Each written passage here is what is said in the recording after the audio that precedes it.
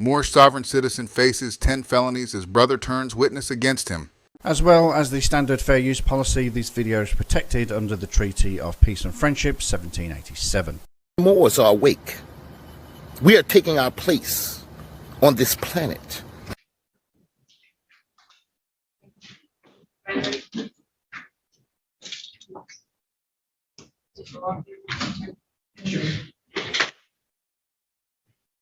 All right, we're on the record. This is People State, Michigan versus Parnell Michael McCreary.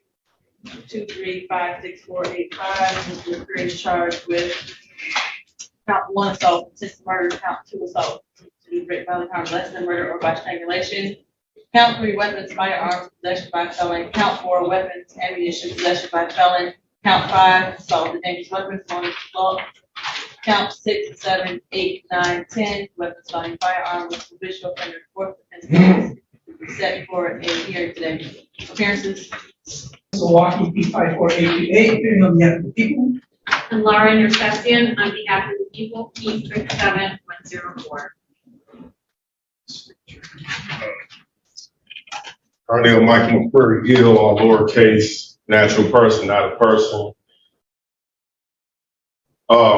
If I may ask this court a question, address the court. And good afternoon, Your Honor. Earl Washington, Neighborhood Defender Service, P31383, as the standby attorney. What's your question?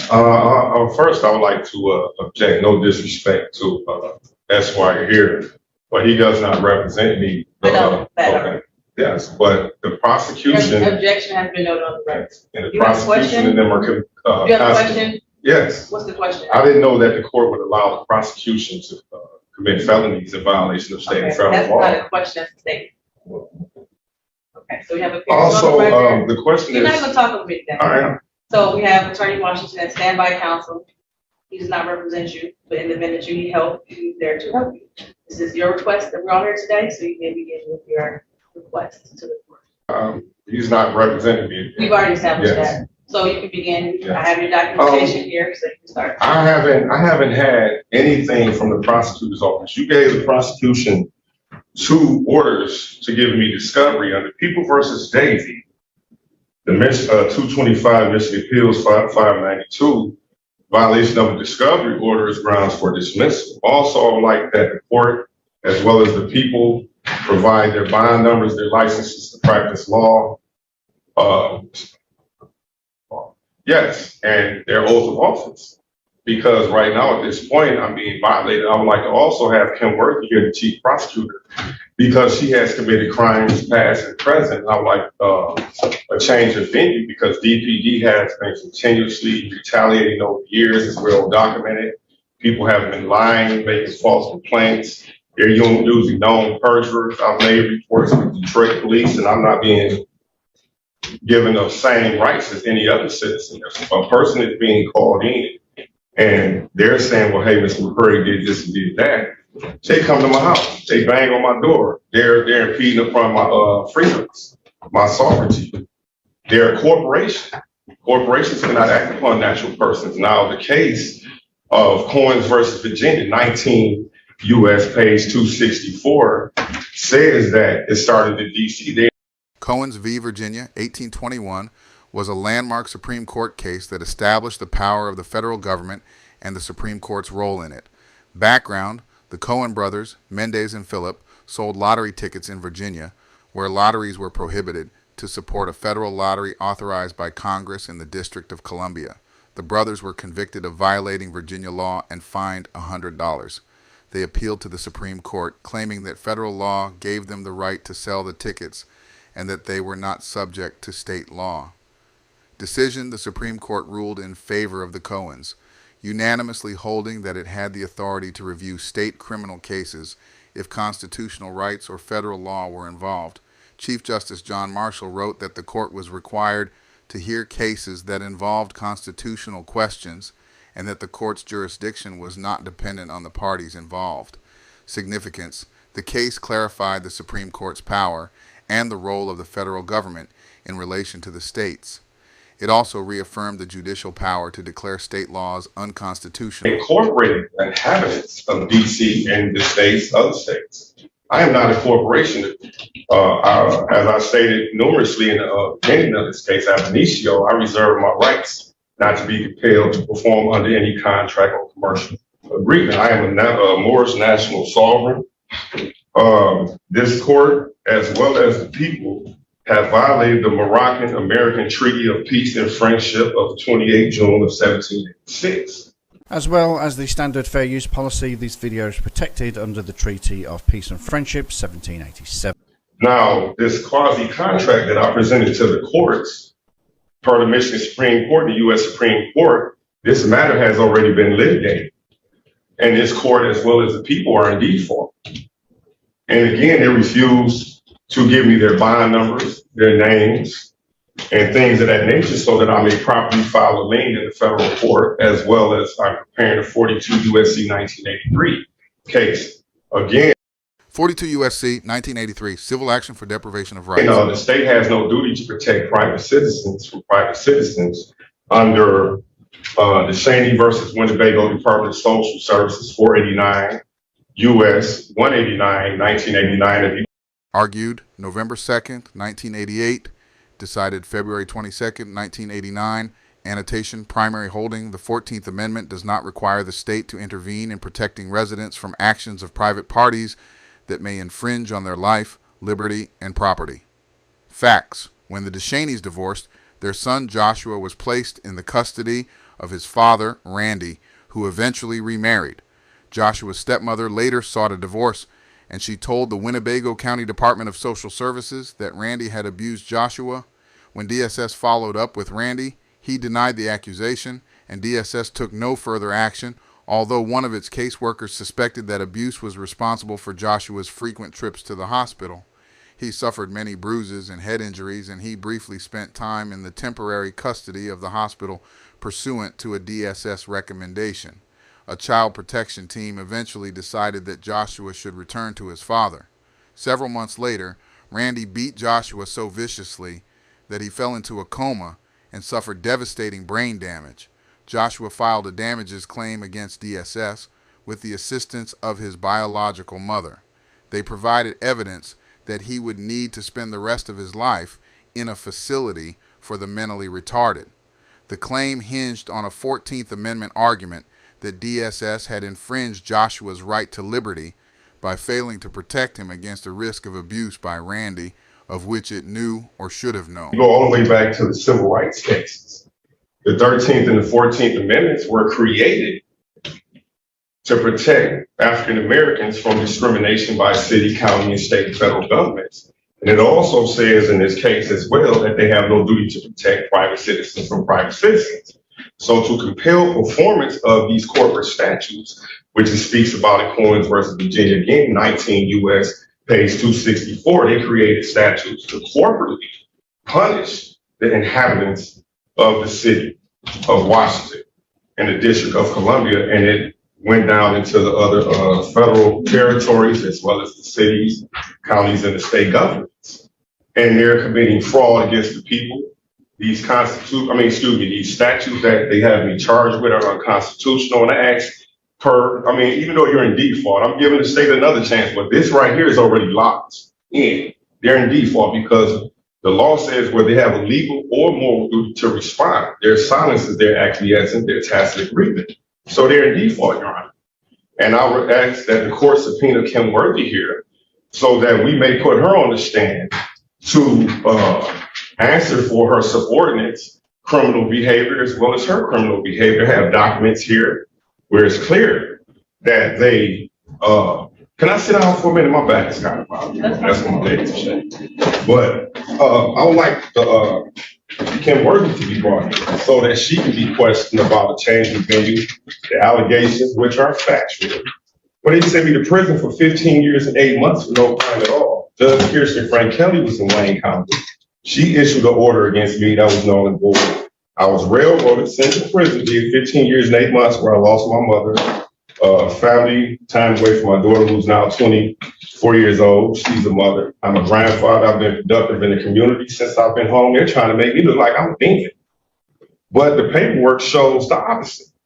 And I would like all of these things. I would like an evidentiary hearing so that we may put these documents into evidence and that this case can be properly litigated, because the prosecution is committing crimes. So I ask that this court use this subpoena power and adhere to their oath of Article 6, Section 2. What does Article 6, Section 2 of the Constitution mean?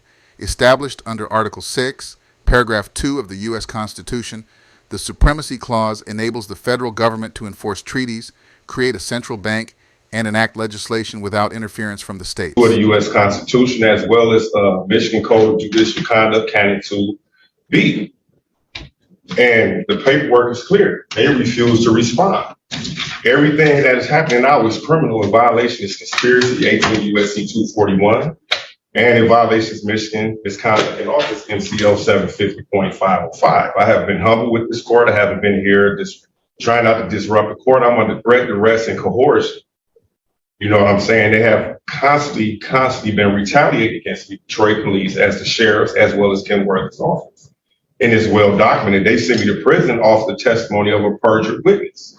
And I would like all these things to be adjudicated properly in this matter. And jurisdiction has been challenged per federal and state case law. The people have to prove jurisdiction. They have statements. The corpus delicti rule bars statements as hearsay out of court.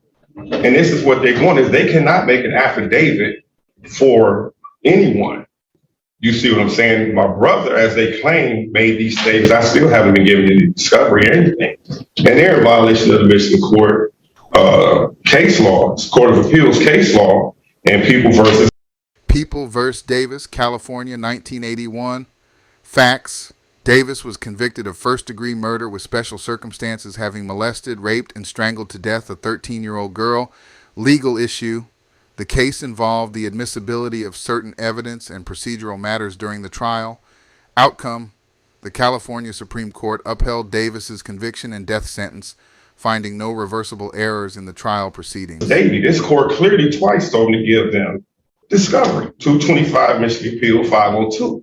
And they're still violating the court's orders. And this court, honorable court, should exercise the contempt powers and have these officers supposedly acting for the court, which are being criminal, to be put in jail until they comply and or fined. Detroit police has a history. They were prosecuted by the Department of Justice in 2001. Then they were under the consent decree into 2013. And they're still committing atrocious criminal behavior and acts against natural persons, natural citizens. You know, Judge, you're familiar with this case law. You're a licensed attorney and an elected or appointed judge. I don't know. But the Supreme Court under Marbury versus Madison. Text. Here Marbury versus Madison was a 1803 Supreme Court case that established the principle of judicial review, which gives the Supreme Court the power to determine if laws passed by Congress or actions taken by the president are constitutional. In the case, William Marbury, a Federalist Party member from Maryland, sought a court order to force James Madison, the Secretary of State, to deliver his commission as a justice of the peace. Chief Justice John Marshall ruled in favor of Marbury, but also established the principle of judicial review. This landmark decision was the first time the Supreme Court struck down an act of Congress as unconstitutional, and it set the Supreme Court as the primary interpreter of the Constitution. Judicial review is an important part of the system of checks and balances in the United States government. Before the Civil War, judges rarely used judicial review, but it has become an increasingly important part of the judiciary's role. In rulings, they're decisive, let the decision stand. This court is bound to adhere to Supreme Court rulings. These statutes in which they're charging me with are unconstitutional in violation of the civil rights cases, as well as Cohen's versus Virginia, the Supreme Court.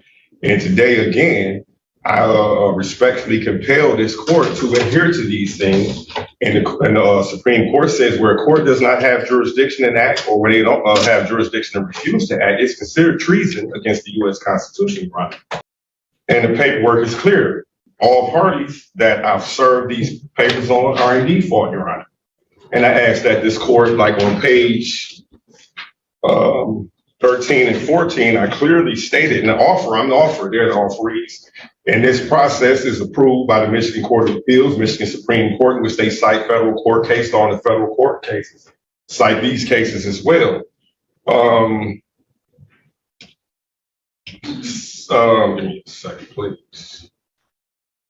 On page 13, it says, offerees 1 and 2 agree that all above and below statements are true, and they have until May 24, 2023 to admit or deny the above and agree that terms, A, failure to hold state laws unconstitutional and void ab initio, agrees to give me in the sum of $5,000 in gold and silver coins and or Federal Reserve notes and assets in their personal and official capacity, with prejudice, and grant all of the above, all of the supra and infra agreed to give me $500,000 and agreed to be charged via MCL 750, 505, 18 USC 241, 18 USC 242 by the U.S. Attorney and the State's Attorney for their crimes via Turner Associates Inc. versus Small Parks Inc. 59 Federal Subsection 674 at page 680 through 82. Eastern District of Michigan, 1999, where they have a legal and moral duty to speak and agree that if they, offerees 1 and 2, try to impair this quality contract, argue or try to litigate this case further, instead of dismissal with prejudice, agree to give me $1 million in their individual capacity via Holland versus Earl Graves, Publishing Code 46, Federal Subsection 681 at 685 through 687, Eastern District of Michigan. Then there's affidavit of truth. I, Carnell M. McQuarrie Eel, says that the above is true and correct, and email these pleadings to offerees 1 and 2, which is Kim Worthy, as well as this court on May 10th of 2023, and I signed it. The law is clear, Judge, and this court must enforce the law as written by the higher courts. This court is an administrative district court acting on a corporate level, and they cannot conflict, basically issue their rulings in conflict with federal Supreme Court ruling, which they have taken an oath to do so. If this honorable court refused to do so, it would be treason against the U.S. Constitution. And I ask that this case be dismissed at this juncture. I think the fuck not, you trick ass bitch. Because statements, I have not been given anything by the prosecution and the people. And I would also ask that this court exercise the subpoena power and have Kim Worthy come here. She's not God. She's not a queen. She's not an empress or anything. She's an elected official. And her history precedes herself as committing crimes against citizens like Devontae Safford, Daryl Siggers, all these people that they're saying that they're trying to help get out of prison under the wrongful convictions unit. Valerie R. Newman was my former attorney, and that also makes it a conflict of interest because Judge Kirsten Fankelli heard her on appeal. She let the judge do it, and I had to do almost 16 years in prison for a crime where there was no legal jurisdiction at all. And there's documented evidence, paperwork, court seal, signature, and I'm being criminally retaliated against by the people. There's no way they can wiggle their way out of this. And I would like these things to be adjudicated and evidence. I would like an evidentiary hearing so we can admit evidence and or suppress evidence. I haven't been given discovery. I didn't even know I had court the first time I came. I had to go online and look it up. These are the games that they're playing. And I would like their oaths of office, their bonds, as well as other things. Because they're committing felonies, Your Honor. All due respect, and like I said, I don't have anything personal against this court or anything. I just request that this court adhere to the supremacy clause of the U.S. Constitution and hold that these state statutes in which they have me charged with are constitutional based on the U.S. Supreme Court. And what is the case? The Cheney versus Winnebago Department of Social Services, there was a young child whom the mother relays that the father was beating the child. And the child died. The mother sued all the way to the U.S. Supreme Court. And the U.S. Supreme Court held that no matter how bad or gruesome that this case was, when it concerned the case, that the states have no duty to protect citizens from other citizens. Anything that compels performance, there has to be a contract. And again, I reserve my rights under UCC 1-308 and the common law UCC 1-103.6. And it's clear, Your Honor. And I ask that this court, do their fulfill their sworn oath under the Michigan rules, the Michigan Judicial Code of Conduct. The court is not to be swayed by public opinion or what the people may think or whatever it may be. Like the great honorable Judge Dalton A. Robinson. When he was in office many years ago, he did the right thing. They tried to get him to send young juveniles to prison. He said, no, these young men can be rehabilitated. And he sent them to juvenile prison. At this time, the prosecutor and them went and attacked this judge. You see what I'm saying? You have a right and a duty to fulfill your constitutional oath, Your Honor, regardless of what they think about you or whatever else. These statutes in which they're charging me with are unconstitutional. I never signed any agreements with the cities, counties, states, or whatever else to be governed by them, to adhere to their statutorily corporate statutes, which in Coins versus Virginia clearly states this is what the system is about: to create penitentiaries, to create prisons, hospitals, graveyards, streetlights, so on and so forth, in which today we live in this society. This society is clearly the matrix.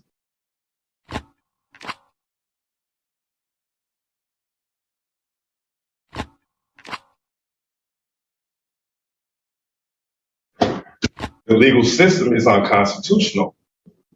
These are corporate enterprises. They're no different than any other corporate enterprise when they provide services for the citizens. The case law clearly breaks it all down. I've never surrendered my sovereignty. Dred Scott versus Sanford clearly stated that blacks could not be citizens, were never intended to be citizens, and we were 3/4 of human beings. But under the democracy, pardon? 3/5. Okay, 3/5. Under the democracy, which is nothing but the mob rule of the old South and European inhabitants of this country, if someone killed someone or stole something, they were all the mob who go out there and hang them and do whatever else. So every government is entitled to a Republican form of government, not a corporate. I'm not a corporation, right? I'm a natural person. The case law clearly breaks everything down, which everyone is in default, you know. So I just ask that this court dismiss this case at this juncture. If the court does not, gonna happen. No, not gonna happen. I demand under the Supremacy Clause, the subpoena power of this court, to have Ken Worthy brought in so we can have an evidentiary hearing before we go any further. Because how can a criminal prosecute or allege that I'm a criminal when they're committing all the crimes, Judge? Since I've been home, I've been making reports of police and other things, violations of law against me at the precinct. And no one listens to me. They just ignore me. But when people call and say, well, hey, Mr. McCurry did this, Mr. McCurry did that, they come, then it's found out nothing happened. You see what I'm saying? Like, they even borrowed me from the Secretary of State because I was in there trying to conduct business. Oh, well, we got a call that you threatened, like, oh, we found out you're free to go, but they just don't want you in here. That's not how this government works. Or the so-called democracy in which you guys call it, but it's supposed to be a Republican form. So. Okay, be glad to respond. Thank you, Your Honor. We're here because Mr. McCurry, the defendant, is charged with 10 felony counts. I've heard a lot of law quoted today. Everything from contract to treaties, corporate, but the only type of law that matters today is criminal law. And under our state constitution, this court has jurisdiction.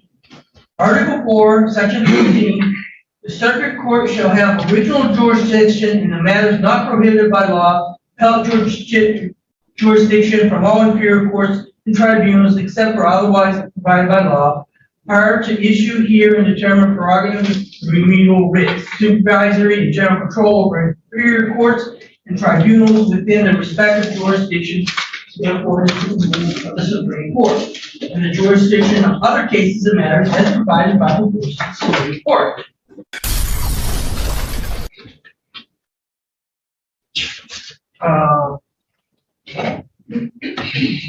there's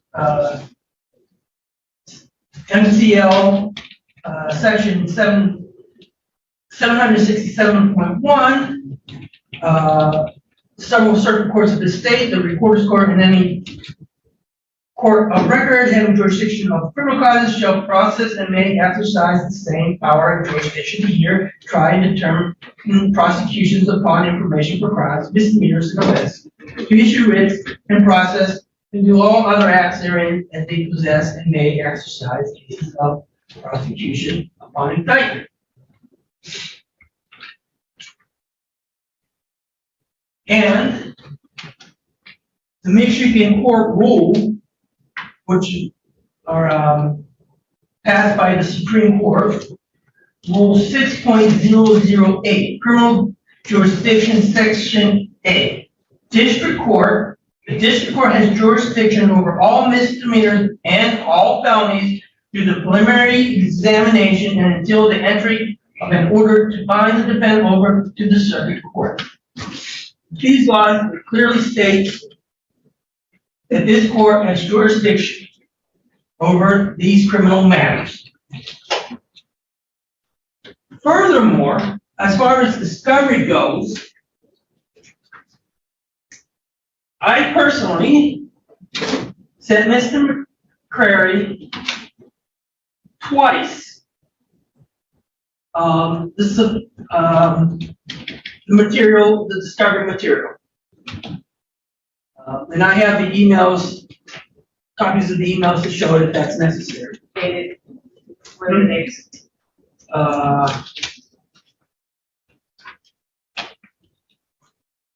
The dates are not on here.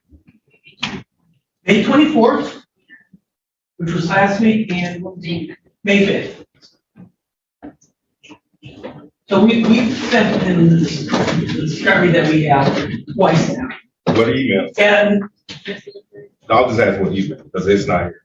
the second email, I paste and copied off the email that I received from with his documentation.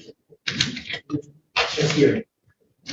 So the people would ask that defendant's motion be denied, and this matter is set for preliminary examination, where the people will have to show by probable cause that that a crime was permitted in the jurisdiction of this court in Detroit, state of Michigan, county of Wayne, and that crime under probable cause was committed by Mr. McCrary. Thank you.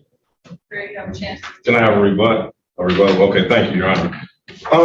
This gentleman, what's your name again, sir? Sowaki. Ms. Sowaki must be, in no disrespect to him or the court. We're going to disrespect. Well, no, I'm not. No, what I'm saying is, based on his analogy, he's very delusional because the supremacy clause overrides state constitution as well as state laws of Marbury versus Madison, 5 U.S. 137 since 1803. Secondly, in Deschaney versus Winnebago Department of Social Services, the U.S. Supreme Court is clear in 489 U.S. 189, 1989, and the civil rights cases, 109 U.S. 3 says the court held the 13th and 14th Amendment did not empower Congress to outlaw racial discrimination by private individuals, as well as Deschaney. They don't have a duty to protect citizens under the 13th and 14th Amendment. Give me 1 second.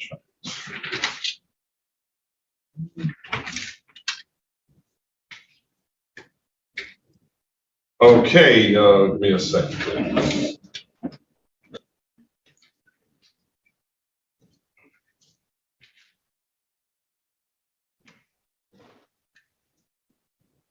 Okay, on page 10, the court held, the U.S. Supreme Court, under the Supremacy Clause, which is he is bound because, Judge, if you rule against me today, you must hold him in contempt of court and also hold him in treason.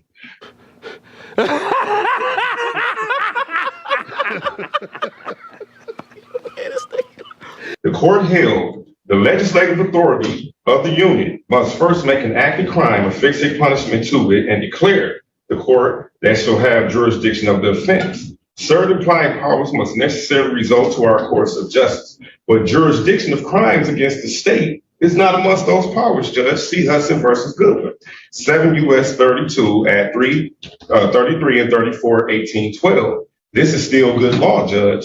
He's arguing a state statute or a state constitution, which the state received its power from Congress. So how can you buck the system which gave you power to act as a corporate organization? Michigan became a state in 1829, which Congress gave them their power. The U.S. Supreme Court clearly says that, like they say, people of the state of Michigan versus me.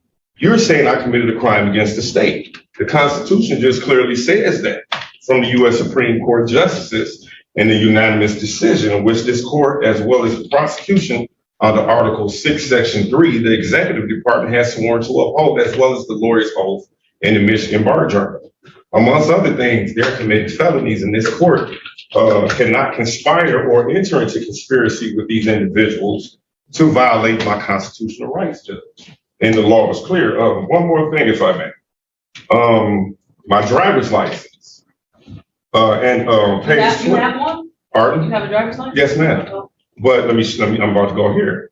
That at the onset of these unlawful attacks by the corporations and its criminal agents, that he did reserve his rights under UCC 1-308, MCL 440-1308, UCC 1-103.6, C offers driver's license. I reserve my rights on my driver's license, Judge, so the state knows this. I've never entered in because I was compelled to have a driver's license. And what I'm saying is they're committing treason. First issue, can I see the emails? I just want to make sure that I give you my phone. I've never got anything. I have to show where I sent him the stuff, but I never got that back. No, oh, let's say I just need to see.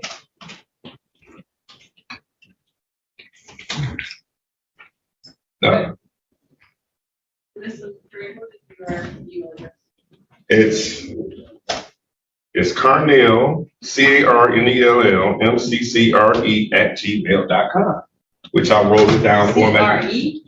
Pardon? Can you spell the whole thing again? It's Carnell McCreary, MCC. It's my first and last name at gmail.com. CMCCR. EARY.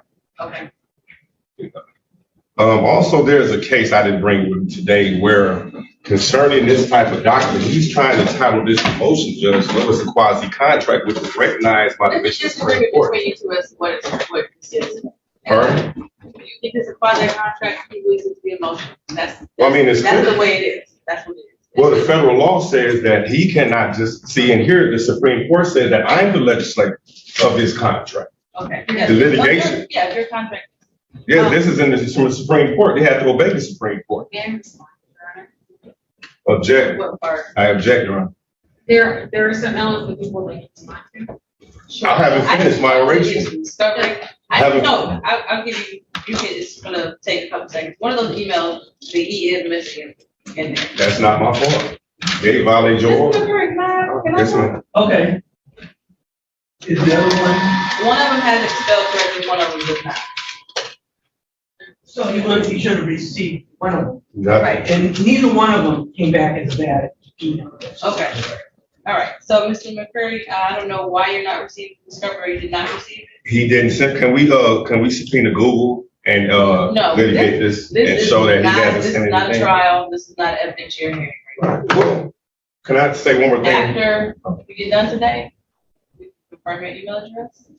You can even send a test email to make sure that he received it. Well, he did. It showed me that he got my paperwork. He admitted in the last receipt that he received my Okay. paperwork. And So why would he send it? Well, why wouldn't I get it back? My email is legit. It's my phone right here. okay. Also, a jurisdictional challenge. Before we get to that, anything intercession you want to respond before we forget? Yes, Your Honor, I do want to make a record. This defendant has already availed himself to the jurisdiction of the courts of the state by admitting to having a driver's license. And also further add that the 10th Amendment has allotted and given complete powers to the states, which then allows the state to create criminal laws under which this defendant must avail himself to. I further add that, again, as the court has acknowledged, that this defendant has at least once received the discovery to his emails, to his correct email. So any more allegations of not receiving discovery would be improper, given that we have it at least proven that he has it at least once. And there have been no additions or corrections since the discovery was done the first time. Okay, May I Mr. respond? I'm going to wrap this up. You can respond and. Yeah, just briefly, if I may. Well, this young lady here to basically Mrs. Sessions to respond to her statements in Michigan, they're locking people up for not having a driver's license. I was compelled. There are people getting But I locked up reserve my for rights. This was the murdering law. people as well. Pardon? People getting locked up for murder as well. Well, I understand that, but what I'm saying is the corpus delicti, they're going off written statements. You know the corpus delicti rule under the Michigan Supreme Court case, as well as the federal court case. Where's the body of a crime? They're saying ammunition, all this, that. Where's the guns at? Where's the victim at? Strangulation, where's all this? Where's the medical? I wouldn't know because we haven't And had then, an exam. okay, but no, jurisdiction, once it's challenged, it must be proven by the people. This is state and federal law from the Michigan court.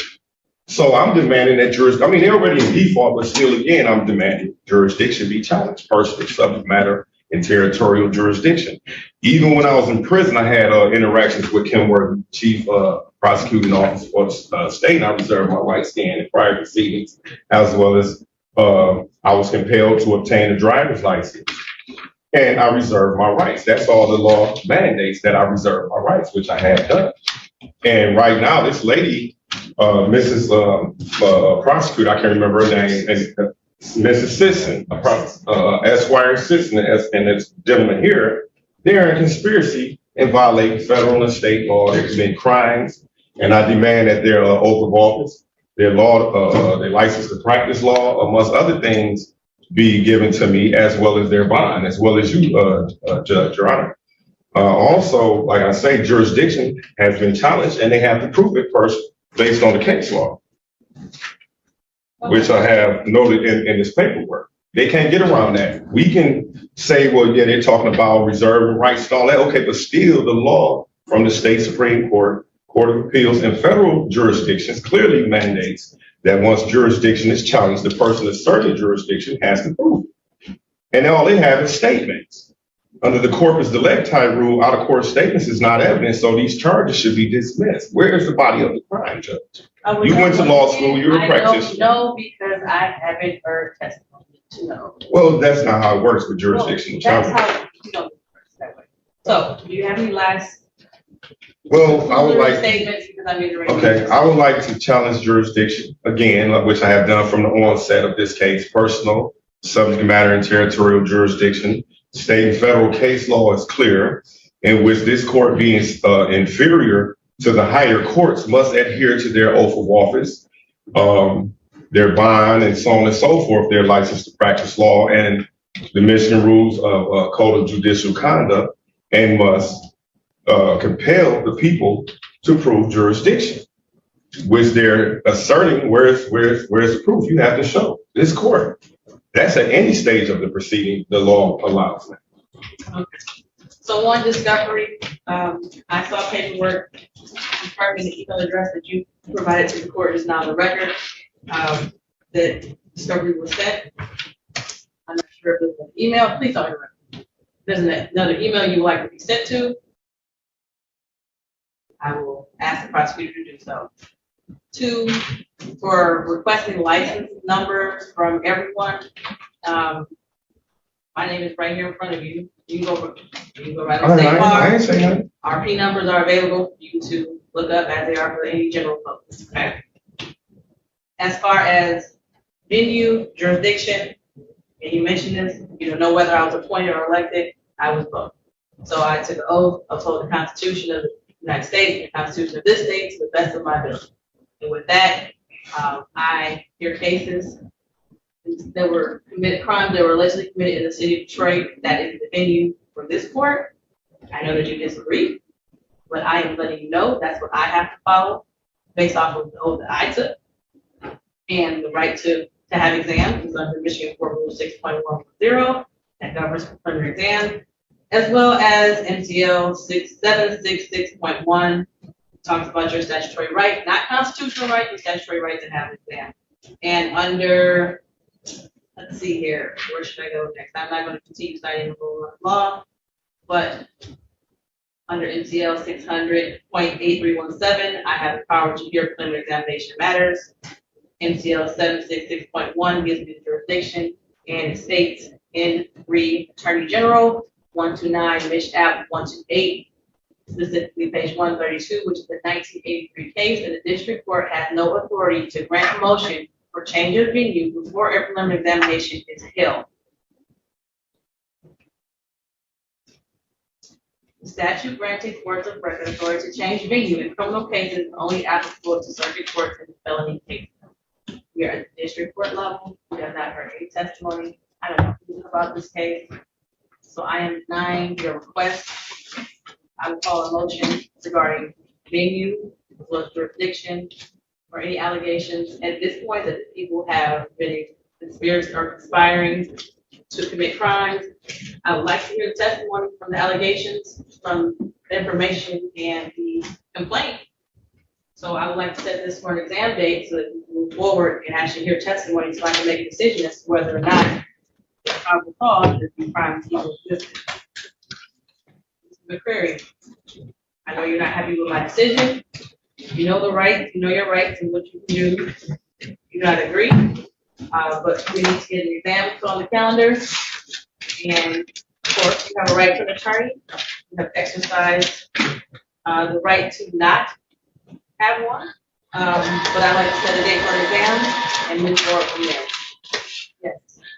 May I just place my objections? I mean, you made your ruling, but And now I said I know you objected. yes, now I place my, no, I'm saying I have to do it verbally. I mean, for me reviewing past cases from the higher courts, it has to be in the lower court record. I would ask that this court allow an interlocutory appeal to the to the Wayne County Third Circuit Court under MCR 7.101, 7.102, as well as I would like this case to be removed to the federal court under 28 USC 1441 through 1449, because this court, with all due respect, has committed treason against me and conspiracy with the state. Because under federal law, I had brought a federal question.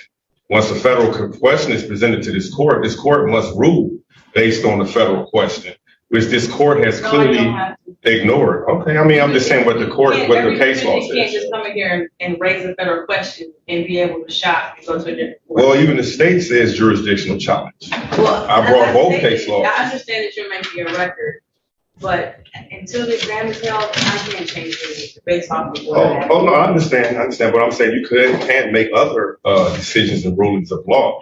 May I ask this question? Is it okay for the court to ignore U.S. Supreme Court case law, which is in a superior court to this inferior court here, a district court? And I'll, ask that this be removed to the federal court for adjudication, as well as Wayne County. And I just said that until the exam is held, I can't. I can't change venue. But I'm just saying the jurisdictional challenge, they're bound to respond, Judge. And the case law is clear, and this court is ignoring state and federal case law, which they're supposed to. I'm ignoring anything. I sat here. I have a timer on my phone. I sat here and listened to you talk for 34 minutes and 54 seconds. So I don't think that I've ignored much of anything. Well, the average judge would not sit here and let you talk this long.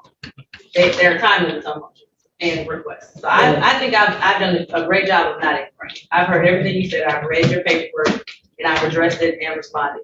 I just don't agree with it. So I understand your objection. If you don't agree with anything that I have said, I understand that.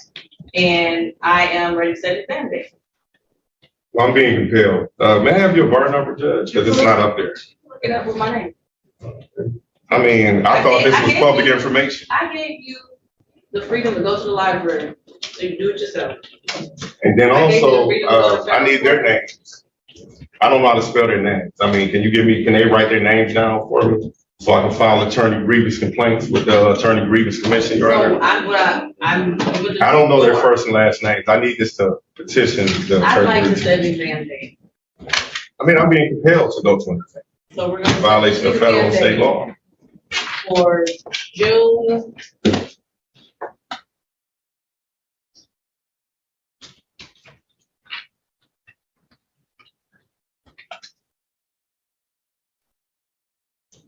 15th and June 13th. I don't know if that works for you first. Yeah, that's my birthday. Y'all trying to bring me on my birthday. We are, Okay, let's not do that day.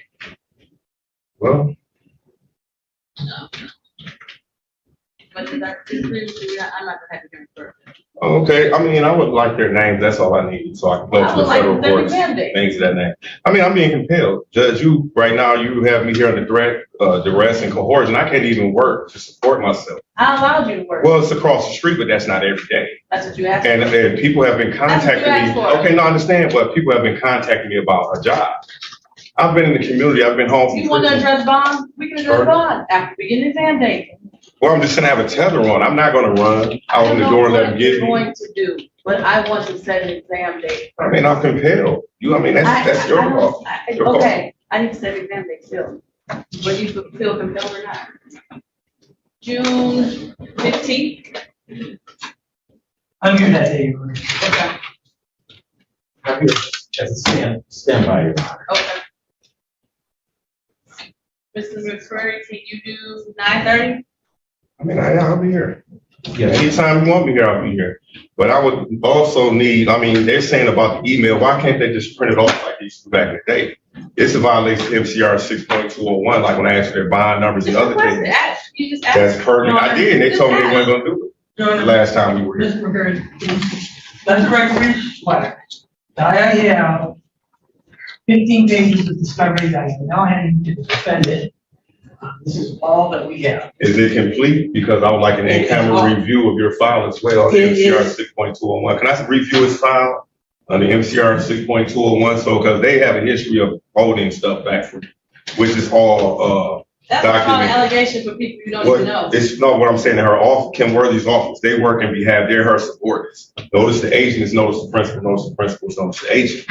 Say what? Put on the record first that Mr. Sawaki has handed over 15 pages of a hard copy of discovery.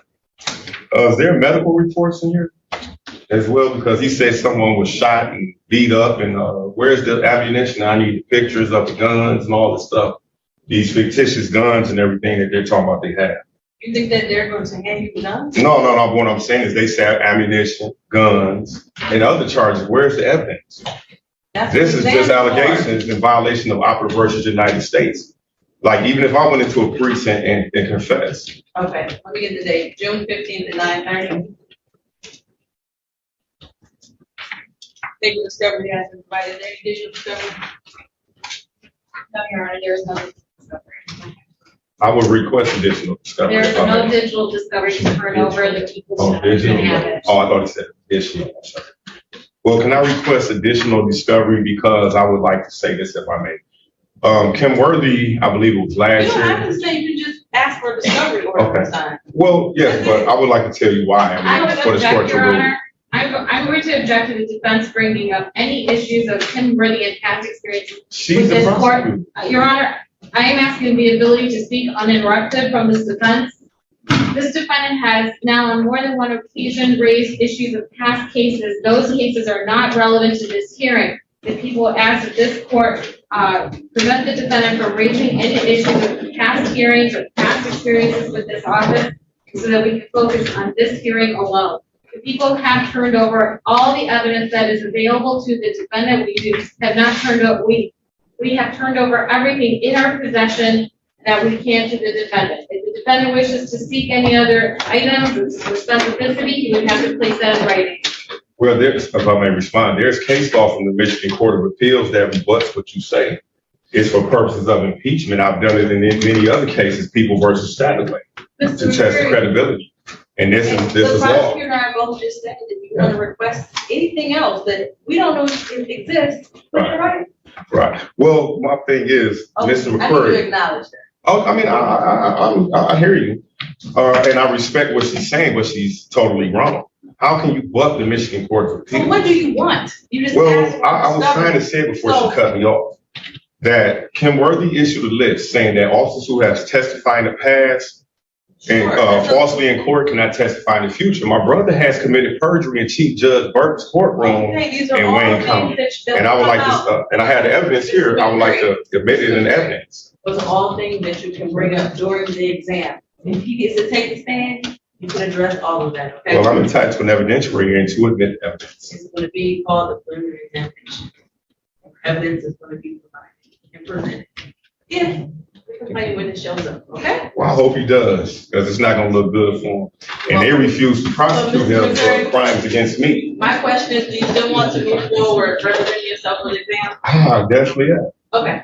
I'm entitled to that under the First Amendment to the U.S. Constitution, Article 1, Section 13 of the Michigan Constitution. Procedurally, so that we can be prepared for the 14th, how we're going to move, or 15th, whether you want an attorney or not. That's all. So if you do, Mr. Washington needs to prepare. If not, then we're going to continue our how we're Well, I request that all prosecution witnesses be put on the stand per the court rule, as well as the You can defense call them witnesses. to the stand. You have a right to call witnesses. So if you want them on the stand, you have to call them as your witness. I would like to call Kim Worthy. How do I go about doing this? Getting your subpoena power, your assistant of subpoena power to bring her into court? Because the case law is clear from the Michigan Court of Appeals that I can bring in evidence in prior cases where the prosecution has committed criminal and constitutional violations. I'm not bringing Kim Worthy on the stand unless you was a witness. I'm saying she's the chief officer. If she's not a witness in this case, I'm not calling her to the stand. Well, can I call her? I can call her as a witness, which you just said. Subpoena her. Okay. So can the court assist me with that? In the subpoena? That's what you have Mr. Washington for. I'm not involved in helping you with your case. That's not my job. Well, sua sponte, the law says sua sponte, you can. I'm not helping you with your case. I mean, I'm not trying to get you. I'm saying so far as the issuing the order for subpoena to bring her in, as well as other witnesses. I have other witnesses. Mr. Washington is a very trained and knowledgeable attorney. He can tell you what you do if you like to. All right, anything from either party? Can you give me your name, sir? And both you guys' names, so I may, File a grievance. I mean, Who's you gonna have a willingly say, right. here's my name, so you can file a grievance? Well, I mean, that's Put a the lien on my law. house. This is the law. The law according to Michigan Supreme Your Court. Honor, just so that the record is clear, both Mr. Salviki and I placed our names and key numbers on the record at the start of this case. Our names I are don't know how also to spell your name. our names are also in emails that were sent with the discovery to the defendant. So we're gonna go off the record. We're done with this for today.